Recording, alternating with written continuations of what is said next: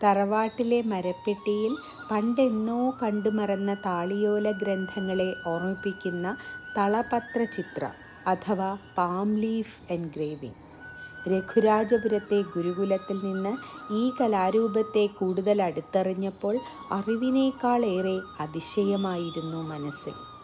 ഈ ഓലകളെല്ലാം നിഴലിലുണക്കി മഞ്ഞളും ആരിവേപ്പിലയും ചേർത്തരച്ച് കലക്കിയ ലായനിയിൽ 3 ദിവസം മുക്കിവെച്ച് വീണ്ടും ഉണക്കിയെടുക്കണമത്രേ.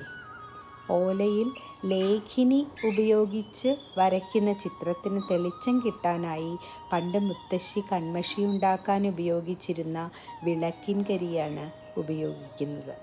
ഇങ്ങനെ എത്രയോ ഓലകളിൽ എഴുതിയ ചിത്രങ്ങൾ യോജിപ്പിച്ചുണ്ടാക്കുന്ന ഈ മനോഹര കലാസൃഷ്ടികളാണ് നമ്മുടെ ചുമരുകൾ അലങ്കരിക്കാനായി വീടുകളിൽ എത്തുന്നത്.